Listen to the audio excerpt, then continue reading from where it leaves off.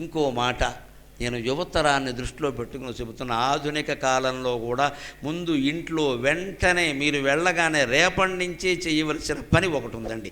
దానికి ఏమీ దీపాలు అక్కర్లేదు, నూనె అక్కర్లేదు, మంచి రోజు అక్కర్లేదు, చాలా చిన్న విషయం. ఇది యువతరం గ్రహించగలిగితే వాళ్ళ జీవితాల్లో అశాంతి ఉండదు. దీన్ని భీష్ముడు ధర్మరాజుకు చెబుతాడు శాంతి పర్వంలో, అంత ముఖ్యమైన విషయం. ఊర్ధ్వం ప్రాణాఖ్యుత్క్రామంతి యూనస్థవిర ఆయతి, ఊర్ధ్వం ప్రాణాఖ్యుత్క్రామంతి యూనస్థవిర ఆయతి, ప్రత్యుత్థానాభివాదాభ్యాం పునస్తాన్ ప్రతిపద్యతే, ప్రత్యుత్థాన అభివాదాభ్యాం పునస్తాన్ ప్రతిపద్యతే. ఇంట్లో తల్లి తండ్రి శ్రద్ధ చేసి ఈ విషయాలు నేర్పండి. ఇంటికి ఒక పెద్ద మనిషి వచ్చాడు, వెంటనే పిల్లలు లేచి నిలబడాలండి, హాల్లో కూర్చోకూడదండి. ఆయన ఎవరో వచ్చారు కనుక్కో, లేవాలి ముందు. ఇక్కడ వీళ్ళు శుభ్రంగా కాలు వేసుకుని కూర్చుని, అది కూడా అథవా మిడ్డీ గీసుకుని సగం కనపడేలాగా టీవీ పెట్టేసి, daddy somebody came for you. వాడు కళేబరం. సంబడి అంటే ఏంటి? కళేబరం. ఓ కళేబరం వచ్చింది నీ కోసం చూసుకో. పిల్లలు లేవదు ఎక్కడి నుంచి, గోమ్మే కొట్టి లేపాలమ్మా. నేను మొహమాటం లేకుండా చెబుతున్నాను. వాళ్ళు వచ్చిన పెద్ద మనిషి కదా, నువ్వు లేవాలి కదా. ఆ లేవడం ఎందుకు అవసరమో శాస్త్రీయంగా చెబుతున్నాడు వ్యాసుడు శాంతి పర్వంలో. భీష్ముడు చేసి చెప్పిస్తాడు. ఊర్ధ్వం ప్రాణాఖ్యుత్క్రామంతి యూనగ స్థవిర ఆయతి.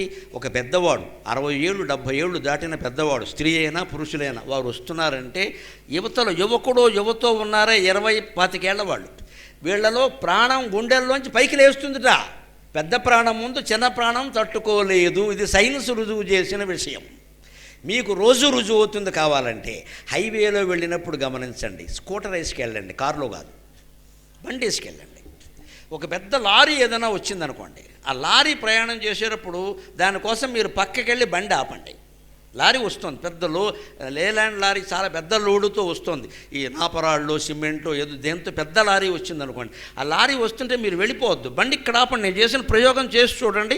భీష్ముడు చెప్పింది వ్యాసుడు చెప్పింది పక్కా నిజమని అర్థం. ఈ బండి పక్కన పెట్టండి, ఒకసారి అలా ఉండండి. ఖచ్చితంగా లారీ వెళ్లే ముందు మీ బండి ఊగుతుందండి ఇక్కడ ఆ బరువుకి. ఎందుకంటే దాని మీద ఏకంగా 2 టన్నుల బరువు ఉంది. ఈ బండి వీడు కలిపి మొత్తం 40 కేజీలు లేడు ఇక్కడ, మహా అయితే 70 కేజీలు. అందుకే ఆ 2 టన్నుల బరువుకి ఈ 70-80 కేజీలున్న బండి, ఈ మనిషి వీడు నడుస్తున్నా సరే, బండి నడుపుతున్నా సరే ఊగుతుంది, ఆపినా సరే బండి ఊగుతుందండి. అంటే అర్థమైంది, పెద్ద బరువు అయినటువంటి యంత్రాన్ని చూస్తే, వాహనాన్ని చూస్తే చిన్న వాహనం ఆగి తీరవలసిందే, లేతే ప్రమాదం జరుగుతుంది. అది తట్టుకోలేదు ఆ బరువుకి. అలాగే పెద్దవాడు వస్తుంటే ముసలాడు కదా అనద్దు మీరు. జీవితానుభవం అంతా ఆయన ఊపిరితిత్తుల్లో ఉందండి బాబుది. కేవలం అది లంగ్స్ కాదు, ఆయన ఊపిరితిత్తుల్లో జీవితానుభవం ఉంది. ఎందుకుంది? జీవితానుభవం ఎక్కడ ఉంటుంది? మనస్సులో ఉంటుంది, అంతే కదా. మనస్సులో, మనస్సు అంటే ఏమిటి? ప్రాణవాయువు అండి. ప్రాణం నుంచే మనస్సు పుట్టింది. అన్నమయ కోసం, ప్రాణమయ కోసం, మనోమయ కోసం, విజ్ఞానమయ కోసం, ఆనందమయ కోసం. ప్రాణమయ కోసం తప్ప మనోమయం ఎందుకు చెప్పారు? ప్రాణవాయువు నుంచే మనస్సు పుట్టింది. ఇటీవల పరిశోధనల్లో సహా రుజువైన విషయం అండి. మనస్సు ఎలా పుట్టింది అంటే అందులో సగం ప్రాణవాయువు అన్నారు. ఆకాశంలో 1/8 వంతు తీసుకుందుట మనస్సు. ఆకాశంలో 1/8 వంతు ప్రాణవాయువులో సగం తీసుకుందుట. అది కలిపి మనస్సు తయారైంది. అందుకే మనస్సును గమనించండి. ప్రాణాయామం చేస్తే ఆలోచనలు ఆగిపోతాయి. వాయువు ఆగింది కాబట్టి ఆలోచన కూడా ఆగుతుంది. ప్రాణాయామంలో కుంభకంలో మీరు వాయువును ఆపితే ఆలోచన కూడా ఆగిపోతుంది. అంతెందుకండి, ఎప్పుడైనా నీళ్లు ఎప్పుడైనా ఆవులెంత వచ్చిందనుకోండి అంటారు, మీకు ఏం వినపడవు ఆవులెంత వచ్చినప్పుడు గమనించండి. ఏంటి, ప్రాణవాయువు ఇక్కడ శివిరంధ్రాలు మూసేసింది, అందుకని వినపడవు. ప్రాణవాయువుకు అంత శక్తి ఉంది. ఆ ప్రాణంలో సగం తీసుకుంది, ఆకాశంలో 8వ వంతు తీసుకుంది. కాబట్టి మనస్సు శూన్యం. ఆకాశంలో ఏం లేదు కదా, ఇందులో కూడా ఏం లేదు. ఇక్కడ ఎక్కడుంది మీ మనస్సును మీరే వెతకండి. చివరికి లేదని అర్థమవుతాడు. మనో నాస్చేవ నసంశయ అని యోగ వాసిష్టంలో ఓ ప్రకరణం అంతా చెబుతాడు. మనస్సు లేనే లేదయ్యా, నువ్వు ఊరికే బాధపడుతున్నావు, ఎక్కడుందో వెతుకు. మనస్సు ఉందో లేదో తెలియాలంటే ఎక్కడుందో వెతకాలి. ఏదైనా ఉందంటే ఎక్కడో ఓ చోటు ఉండాలి కదా, ఎక్కడుంది? ఎంతకీ దొరకదు. నేను అని మోగే ఆలోచనల సమూహం తప్పితే మనస్సు అనే పదార్థానికి స్థిరమైన రూపమే కాదు. కావాలంటే ఎవరైనా చెప్పండి, మనస్సు ఎరుపా నలుపా చెప్పలేరు, మనస్సు పొడుగా పొట్ట చెప్పలేరు, మనస్సు లావా సన్నమా చెప్పలేరు. నాకు అర్థం కాదండి, నాస్తికులు దేవుణ్ణి గురించి ఏం మాట్లాడతారండి? దేవుడు కనబడ్డా, పొడుగ్గా ఉంటాడా, పొట్టిగా ఉంటాడా, భౌతిక ధర్మాలు రసాయనిక ధర్మాలు ఏమీ లేకుండా దేవుడున్నాడు ఎలా అంటే, ఈ సన్నాసులను ఒకటే ప్రశ్న ఏంటి, మనస్సు ఉందా అని ప్రశ్నించండి. మనస్సు రంగు చెప్పలేరు, మీరు రుచి చెప్పలేరు, పొడుగో పొట్టో చెప్పలేరు, ఉందని అంటున్నారు. ఎంత అజ్ఞానం ఉంది ఇక్కడ. భౌతిక శాస్త్రం ప్రకారం ఏదైనా వస్తువు ఉందంటే దానికి కొలతలు ఉండాలి, దానికి బరువు ఉండాలి, దానికి రంగు ఉండాలి, భౌతిక ధర్మాలు ఉండాలి, రసాయనిక ధర్మాలు ఉండాలి. ఏవీ లేకపోతే లేనట్టే లెక్క. మనస్సుకి ఇవేవీ లేవండి, మరి ఉన్నట్టా మరి లేనట్టా, అదే అజ్ఞానం అంటారు. దాన్నే మాయ అన్నారు. వెంకటేశ్వర స్వామి దగ్గర మాయ అన్నారు, మన శరీరంలో మనస్సు అన్నారు. అంతే తేడా. సమిష్టి అయితే మాయ, వ్యష్టి అయితే మనస్సు, అంతకంటే ఇలా. ఆ మనస్సుకు సరిగ్గా ప్రాణవాయువుకు జోడిస్తే ఏమవుతుందంటే, పెద్దవాళ్ళు ఇంట్లోకి రాగానే ఆయన జీవితానుభవాలన్నీ మనస్సులో వాయు రూపంలో ఉన్నాయి కాబట్టి ఆ ప్రాణవాయువును చూడగానే నిన్నగాక మొన్న పుట్టిన ఈ కుర్రాడు ఉన్నాడే, 10 ఏళ్లవాడో 15 ఏళ్లవాడో, వీడి లోపల ప్రాణవాయువు గోబగబలు ఆడుతూ ఉంటుంది, గోబగబ ఇలా వణుకుతుంది. ఊర్ధ్వం ప్రాణాక్షుత్క్రామంతి యూనగ స్థవిర ఆయతి. స్థవిరగ అంటే పెద్ద ఆయన. పెద్దవాళ్ళు వచ్చినప్పుడు చిన్నపిల్లల్లో ఉండేటువంటి ప్రాణవాయువులు పైకి లేచి ఆడుతూ ఉంటాయి. అప్పుడు అవి మళ్ళీ స్థిరంగా ఉండాలంటే ఏం చేయాలి? ప్రత్యుత్థాన అభివాదాభ్యాం, ఎదురెళ్ళడం వల్ల ప్రాణవాయువు నిలబడుతుంది. ప్రత్యుత్థానము అంటే ఎదురు వెళ్ళడం, వెల్కమింగ్. అవతల వచ్చిన వాడిని, మన ఇంటికి వచ్చిన చుట్టానికి ముందుకెళ్ళి చెబుతాం కదా స్వాగతం. మనం ఆ ప్రత్యుత్థానం వల్ల కొంత వాయువు కుదుట పడుతుంది. ఆ పైన అభివాదాభ్యాం, నమస్కారం చేసి, తాతగారు నమస్కారం అండి, అమ్మమ్మగారు బాగున్నారా అండి, రండి మా ఇంటికి చాలా కాలానికి వచ్చారు, ఇలా పలకరించడం పిల్లలకి అలవాటు చేయండి అమ్మా. నేను స్వార్థంతోనే చెబుతున్నా, మీరు స్వార్థ ప్రయోజనమే పొందుతారు. ఏమిటో తెలుసా, అంత పెద్దవాళ్ళని పలకరించి మర్యాదగా మాట్లాడే పిల్లలు రేపొద్దున్న మనల్ని ఓల్డేజ్ హోమ్లో పారేయరండి, ఖచ్చితంగా చూసుకుంటారండి. మా అమ్మ ఎప్పుడు వచ్చినా పెద్దవాళ్ళని పలకరించమని చెప్పింది, దండం పెట్టమని చెప్పింది. మా నాన్నగారు మాకంటే ముందే ఆయనకి దండం పెట్టారు అని చూసినటువంటి అమ్మాయి కానీ అబ్బాయి కానీ తల్లిని తండ్రిని వేరే చోట ఎలా పారేస్తారండి? వాళ్ళు చెప్పిన పని చేసిన వాళ్ళు చేసినట్టు చెయ్యరా? అది మనం చెయ్యాలి ముందు. ఈ రోజుల్లో పిల్లలకి ఖాళీ లేదండి, వాళ్ళకి ఇవన్నీ కుదరవండి, సో మెనీ అథవా ఇంగ్లీష్ మాట్లాడద్దు ఇక్కడ. ఖాళీ లేదని ఇంగ్లీష్ మాట్లాడబట్టి ఐఐటి వాళ్ళు ఆత్మహత్యలు చేసుకుంటున్నారండి వీళ్ళు. ఎక్కడ వాళ్ళతో మాట్లాడడానికి కూడా ఎవరికి ఖాళీ లేదు, వాడికి దుఃఖం ఉంది, ఎవరికి చెప్పుకుంటాడు? తండ్రికి ఫోన్ చేసాడనుకో, టార్గెట్ ముఖ్యం రా, టార్గెట్ ముఖ్యం. తల్లికి ఫోన్ చేసాడనుకో, నిజమే నాన్న కష్టమే కానీ మన బంధువులందరూ ఐఐటీలో చదివారా, నువ్వు చదవాల్సింది. ఇంకా వేరే ఏమి ఉండదండి ఇక్కడ. నీకు ఎందుకురా వెధవ చదువు, నీ ప్రాణం ముఖ్యం, ఇంటికి వచ్చేయి అంటే తల్లి తండ్రి సుఖంగా, ఆ పిల్లాడు సుఖంగా ఉంటాడమ్మా. ఖచ్చితంగా నాలే. పోతుంది, పిల్లాడు ప్రాణం ముఖ్యమా చదువు ముఖ్యమా ఆలోచించండి. ఓదారుస్తారు ఇక్కడ. ఎలాగంటే చదువు ఇంకొక నెల చదివితే వాడు చచ్చిపోతున్నాడమ్మా. అక్కడ వాడికి అర్థం కావట్లా. ఎందుకంటే మనం దిక్కుమాలిన రెసిడెన్షియల్ కాలేజీలో చేర్పించాం, వీళ్ళు నోట్సులు కంఠస్థం చేయించారు, అర్థం చేయించలేదు, వీళ్ళు పాఠాలు చెప్పలేదండి, కంఠస్థం చేయించారు. మ్యాథమెటిక్స్ కూడా కంఠస్థం చేసిన శనిగ్రహాలు ఉన్నాయండి. మ్యాథమెటిక్స్ కంఠస్థం చేస్తారా? Do you have mind or not? మెదడు ఉందా లేదా? మ్యాథమెటిక్స్ కంఠస్థం చేస్తావా? చేయించారండి. స్టెప్స్ చేసేసి రాసేసుకో, ఈ ఆన్సర్కి ఇదే స్టెప్స్ కంఠస్థం చేసి. నాకు చెవులతో నేను విన్నానమ్మా, ఇవన్నీ పనిచేసినప్పుడు నా చెవులతో నేను విన్నా. ఇవేం కాలేజీలు మ్యాథమెటిక్స్ కంఠస్థం చేయించడం. ఏమన్నా అంటే ఇది నాట్ ఇంపార్టెంట్, ఇది ఇంపార్టెంట్ కాదు, పరీక్షల్లో రాదు, కానీ వాడికి జీవితంలో వస్తుంది ఒక సమస్య, వాడు ఎలా సమన్వయం చేసుకోవాలి? కంఠస్థం చేశా, ఆలోచించా. పెద్దలు పిల్లలకి నేర్పాలి. అందుకే భీష్ముడు చెబుతున్నాడు ధర్మరాజుకు శాంతి పర్వంలో, పెద్దవాళ్ళు రాగానే చిన్నవాళ్ళు లేవకపోతే ప్రాణాలు పైకి లేస్తాయ్యా, వాడు ఆయుర్దాయం క్షీణించిపోతుంది. ఇలా 4 సార్లు 40 సార్లు ఇలాగే ప్రాణాలు పైకి లేచేయనుకో, ఒక అప్పుడెప్పుడో వీడు పడుకుని ఉండగా శ్రీమద్రమారమణ గోవిందో హరి. ఎందుకంటే అల్ప ప్రాణం, బలహీనమైంది, ప్రాణం పోతుంది చెవుల్లోంచో ముక్కుల్లోంచో. ఖచ్చితంగా పెద్దవాళ్ళు వచ్చినప్పుడు ఏ కులం వాళ్ళైనా, ఏ మతం వాళ్ళైనా, స్త్రీ అయినా పురుషుడైనా, మనకంటే వయస్సులో పెద్దవాళ్ళు ఇంటికి వచ్చారు అంటే లేచి నిలబడాలమ్మా. యువతరాన్నందరినీ ఆశీర్వదించి చెబుతున్నా, ఈ ఒక్క నియమం పాటించండి, మీ ఆయుర్దాయం బాగుంటుంది ఖచ్చితంగా. ఇప్పుడు ఇంకో మాట, తెల్లారకట్ట భోగిమంట వేశాం కదా, అందులో ఏం బారేయాలి? మామూలు పూర్వ సంప్రదాయం ప్రకారం పాత కుర్చీలు, పాత బల్లలు అవన్నీ బారేయనట్ట. ప్రతి ఆచారంలో భౌతిక, మానసిక, ఆధ్యాత్మిక కోణాలు ఉంటాయి ఖచ్చితంగా. భౌతిక కోణం ఏమిటంటే ఈ పాత సామాను వదిలించుకోవడం. ఇంట్లో ఉన్న ఇదివరకు అటకల మీద పెట్టేవారు, ఇప్పుడు సమస్య కాదు, పూర్వం అటకల మీద పెట్టేవారు. అది తీయరు ఎవరికి ఎవరో, దానికోసం భోగిమంటలు పెట్టి దవ కుర్చీ అందులో బారాయి అన్నారు. దానికి 3 కాళ్ళే ఉన్నాయి, 4వ కాళ్ళు లేదు, ఏం చేసుకుంటావు పారే. ఎందుకంటే రిపేర్ కోసం వడ్రంగాయని పిలిచామనుకో, రాష్ట్రపతి దొరుకుతాడమ్మా, వడ్రంగాయని దొరకడు ఇవాళ. అలాగే ఉన్నాయి. కార్పెంటర్ దొరకడం, కార్పొరేట్ స్కూల్ మేనేజర్ దొరుకుతాడు, కార్పెంటర్ దొరకడం. నాకు ఖాళీ లేదండి, ఏమైనా పెద్ద పని ఉంటే చెప్పండి, చిన్న పనికి రానంటాడు. ఎక్కడున్నాయి పెద్ద పనులు? ఎక్కడ? మళ్ళీ ఇల్లు మారి కబ్బోర్డుల పని అప్పగించాలి వీడికి. ఇప్పుడు అలా ఉన్నారండి పరిస్థితి. మరి ఎందుకు ఈ రిపేర్? అందులో పడాయి. ఇది భౌతిక కోణం, వదిలించుకో, చెత్త వదిలించుకో, ఇంటూ సుఖంగా ఉంటుంది. రెండోది మానసిక కోణం. ఇంత చలికాలంలో మీరు తెల్లారకట్ట 2ంటికో 3ంటికో భోగి మంటలు వేసినప్పుడు కాస్త మరీ దగ్గరగా కాకుండా మరీ దూరంగా కాకుండా నిలబడండి. ఏ హీటర్ పెట్టినా అంత వేడి ఉండదు, వెచ్చదనం ఉండదమ్మా. ఖచ్చితమైన వెచ్చని నిలువెచ్చని ఆ ఆశీర్వాదాన్ని భగవంతుడి నుంచి మనం పొందగలుగుతాం. భోగి మంటలు అంత గొప్పవి. ఒక్క నిమిషం అక్కడ నిలబడగానే చలిపోయినట్టే. 100 రగ్గులు కప్పినా చలి ఆగదు. భోగి మంటల దగ్గర నిలబడితే పోతుందంటే. ఏడాదికి ఒక్కసారి అవకాశం. మూడో మాట, అందులో ఆధ్యాత్మిక కోణం ఉందండి. మంటల్లో పారేయవలసినవి బల్లలు కాదమ్మా. ఆ బల్ల మన నాన్నగారు వాడు ఉండొచ్చు, మనమే వాడు ఉండొచ్చు, దంపతులు పడుకున్న మంచం కావచ్చు, ఏవేవో జ్ఞాపకాలు దాని వెనకాల ఉన్నాయి. నీ పాత జ్ఞాపకాలన్నీ మంటల్లో తగలబడితే తప్ప మోక్షం రాదు ఖచ్చితంగా. అందుకోసమే వేశాను. అందుకే మీరు శివాలయంలో చూడండి, శివాలయంలో ప్రత్యక్షంగా తెలుస్తుంది. వేరే ఆలయాలు కూడా అంతే. శివాలయంలో ఏదైనా లక్షపత్రి పూజ లాంటివి జరిగిందనుకోండి, మన్నాడు మనం పొద్దున వెళితే ఆ పత్రి పువ్వులు తీయకపోతే శివలింగం కనపడదు.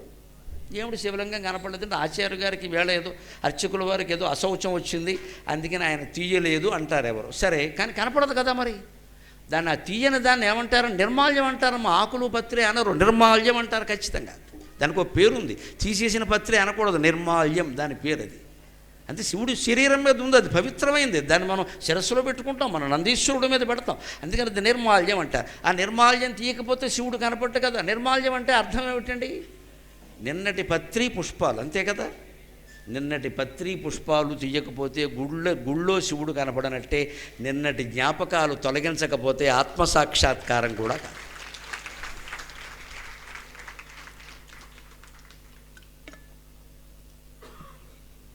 ప్రతి చిన్నదానికి 10 ఏళ్ళు వెనక్కి వెళ్ళిపోయి 25 ఏళ్ళు వెనక్కి వెళ్ళిపోయి అన్నీ చుట్టుకుంటూ రావద్దు జ్ఞాపకాలు. ఎక్కడిదక్కడే వదిలేయి. ఈవేళ ఏం జరిగిందో అది మాట్లాడంతే, ఇంకేం అక్కల. దానికి ఇది కలిపి దీనికి అది కలిపితే మనకి బీపీ వస్తుంది అనవసరంగా. ఆ పాత జ్ఞాపకాలు మనం మంటల్లో పాడేయాలి. ఈవేళ చాలామందిలో ఉన్న మంటల్లో పాత జ్ఞాపకం కాదు, ఉన్న జబ్బులు కొన్ని ఉన్నాయండి. ఒకటి పోలిక, కంపారిజన్. మన జీవితాల్లో ఈ అశాంతికి ఇది ప్రధాన కారణం. ఏ మాట పిల్లాడు నాకు ఈ చదువు ఎక్కడం లేదు అంటే, మీ బావ చదివాడిగా నువ్వు చదవడానికే ఎందుకమ్మా వాడిని బావతో పోలుస్తున్నావు?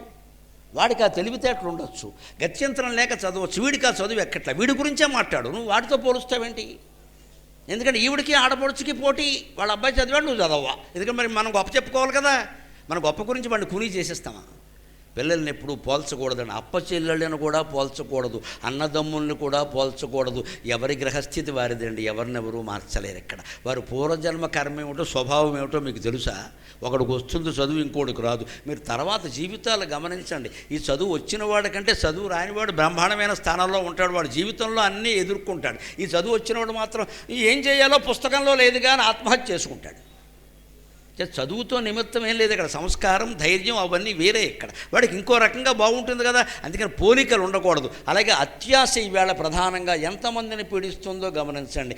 ఎవడో మనకేదో ఫోన్ చేశాడు, కంప్యూటర్లో చూసుకోండి మా కంపెనీ అన్నాడు, అన్నీ కనబడ్డాయి, పెట్టేశాం ₹1,00,00,000 పెట్టేశాం, ఏకంగా మొత్తం పోయాయి.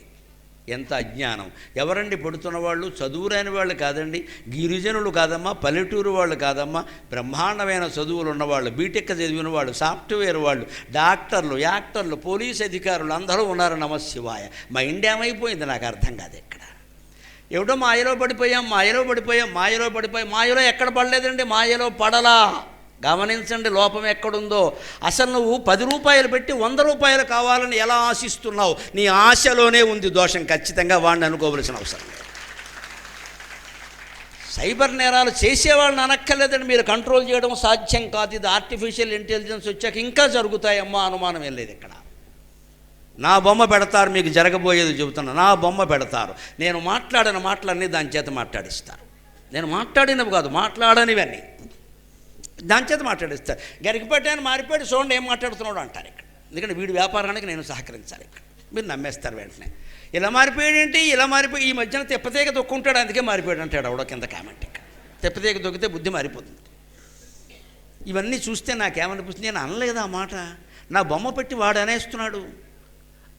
అయిపోతుంది రేపొద్దున కృత్రిమతో చేయబోయే పని ఇదేనండి. రేపు చేయబోయే పని ఇదే. నాకు సంబంధం లేనివన్నీ నేను క్షమాపణలు చెప్పుకోవాలి ఇక నుంచి. ఇక్కడ ఏదైతే పెద్ద గొడవ అయిపోతుందో, ఏదైతే వివాదం అయిపోతుందో ఆ మాట నేను అన్నట్టుగా పెట్టేస్తాడు. ఇక్కడ జీవితానికి ఉపయోగపడే ఇన్ని మాటలు చెబుతాడు, ఇవి వినడండి. ఏది వివాదం అవుతుందో అది పెట్టేస్తాడు. నేను కనీసం పెద్ద గొడవ పడితే చెప్పుకోవాలి కదా, ఏదో ఒకటి ఏమైపోవాలి బతుకులు.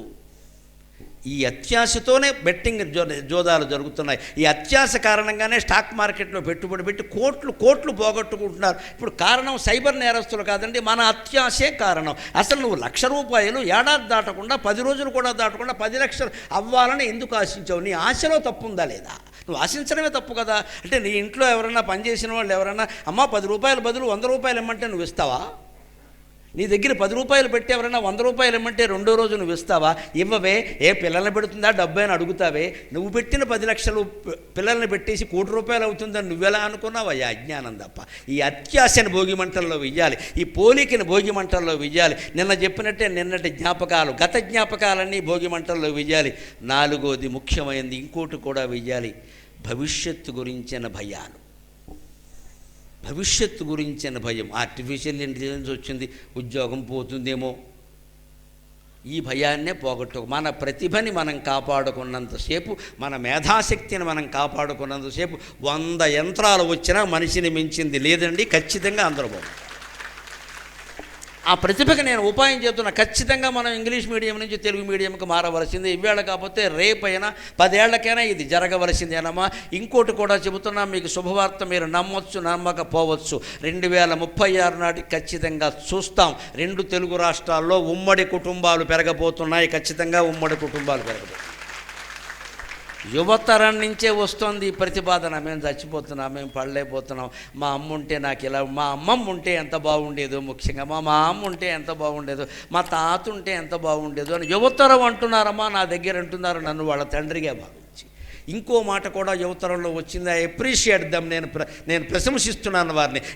జెడ్ కొత్త జనరేషన్ అంటున్నారు వాళ్ళు. ఈ మధ్య అమ్మాయిలు ఒక గొప్ప ఉద్యమం చేస్తున్నారమ్మా. మేము స్మార్ట్ ఫోన్లో ఏమీ పెట్టం, సోషల్ మీడియాకి దూరంగా ఉంటాం. ఇదొక బృందం తయారవుతుంది.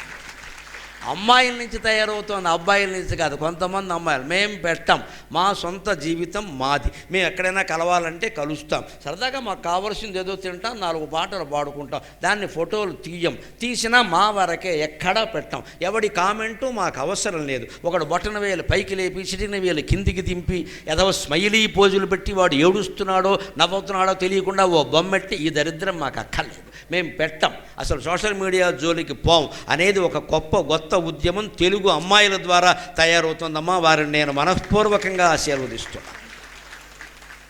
ఇది రావాలి. భోగి మంటలంటే ఇది మనకు అవసరం లేనివి, అక్కర్లేనివి, దిక్కుమాలినవన్నీ అందులో పారేయాలి. భవిష్యత్తు గురించిన భయం. ఇందాక గాలిపటం పద్యం చెప్పుకున్నాం. భవిష్యత్తు ఏమైనా ఖాయమా?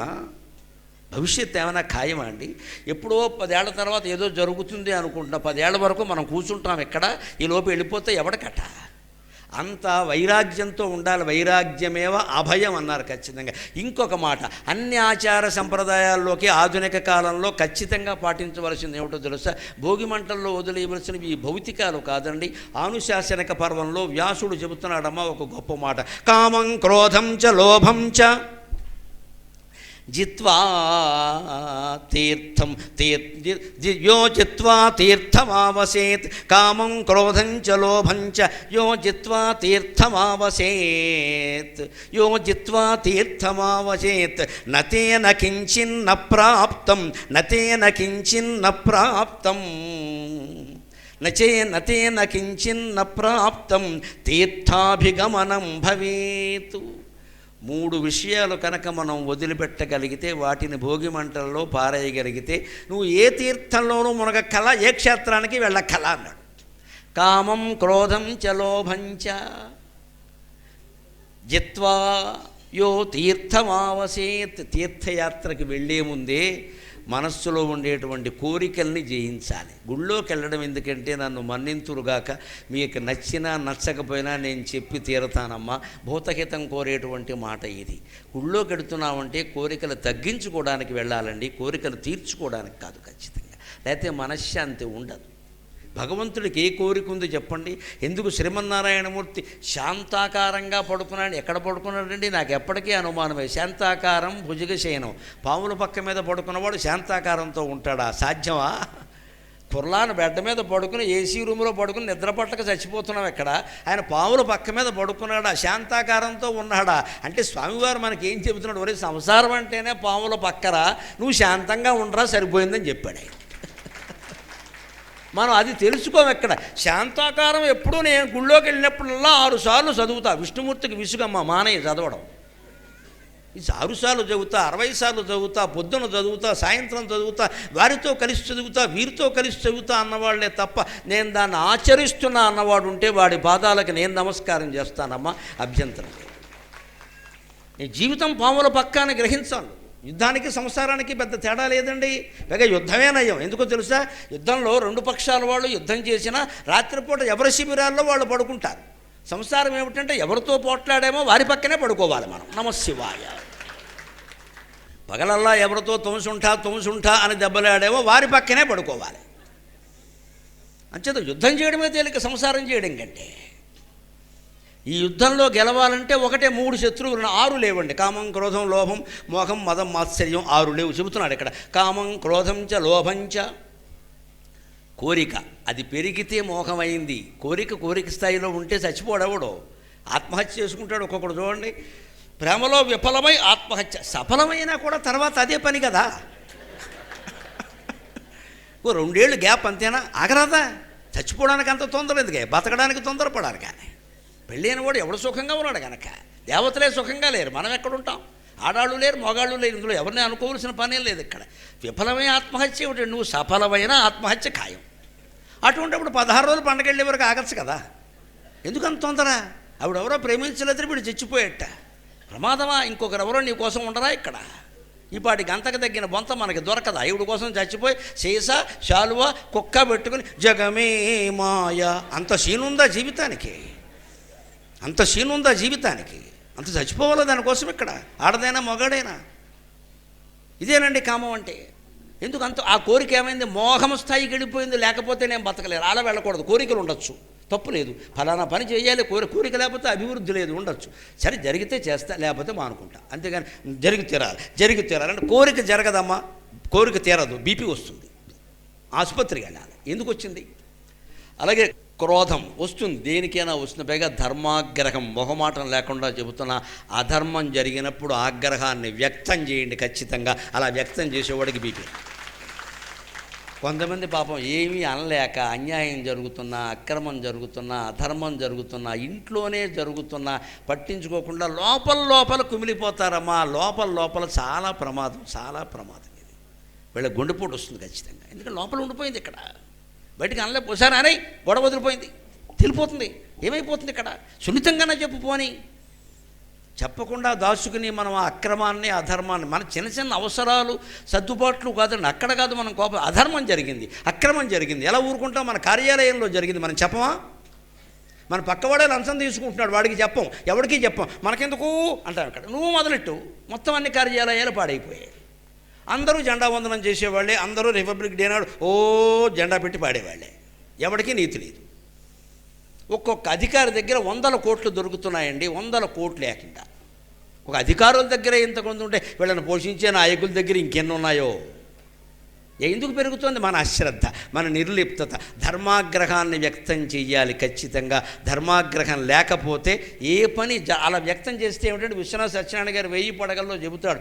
ధర్మాగ్రహాన్ని వ్యక్తం చేస్తేట బయట మహా అయితే ఉపాధి పోతుందయా, ఉద్యోగం పోతుంది, ఎవడో నిన్ను ఉద్యోగం నుంచి పీకేస్తాడు. కానీ వ్యక్తం చేయకపోతే లోపల నీ హృదయం కుళ్ళిపోయి ప్రాణమే పోతుంది. ప్రాణం పోవడం కంటే ఉద్యోగం పోవడం మంచిదే కదా అన్నాడు ఆయన.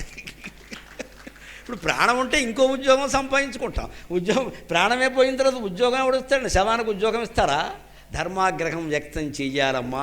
నా మీద ఎన్ని దాడులు జరిగినా, ఎన్ని రకాల దుష్ప్రచారాలు చేసినా 30 ఏళ్లుగా అవధానాల్లో, ప్రవచనాల్లో ఏది అధర్మమో దాన్ని ఖండిస్తూనే ఉన్నాను ఖచ్చితంగా. అందుకే 67 సంవత్సరాల వయస్సున్నా నా దగ్గర బీపీ లేదు, షుగర్ లేదు. నా దగ్గరకు వచ్చే ధైర్యం వాటికి లేదు. ఎందుకంటే ఈ లోపల ఏం లేదు, అంత ఖాళీ, ఏం లేదు. వెంకటేశ్వరం తప్పితే ఎవరు లేడు ఇందులో. ఒకటే లెక్క. అటువంటి కామాన్ని త్యజించాలి, క్రోధాన్ని త్యజించాలి. క్రోధం మదం కాకుండా ఉండాలి. అలాగే మూడోది లోభం, స్వార్థం. నాకు కావాలి అంటే తప్పు లేదండి, ఎవరికైనా ఏదైనా కావాలని ఉంటుంది కదా. నాకు ఈ ఉద్యోగం కావాలి, నాకు ఈ రకమైన సంబంధం కావాలి, నాకు ఏదో పరుపు కావాలి, మంచం కావాలి, ఎక్కువ ఉంటుందండి, దానికి ఉంది.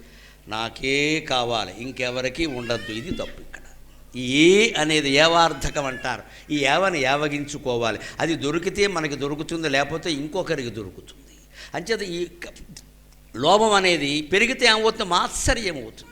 కామం పెరిగితే మోహం అవుతుంది, క్రోధం పెరిగితే మదం అవుతుంది, లోభం పెరిగితే మాత్సర్యం అవుతుంది. అంచేత మోహలోభ మాత్సర్యాల స్థాయికి వెళ్లకుండా ఉంటే మూడే శత్రువులు మనకి కామం, క్రోధం, లోభం. ముగ్గురైతే జయించడం తేలిక, ఆరుగురైతే కష్టం.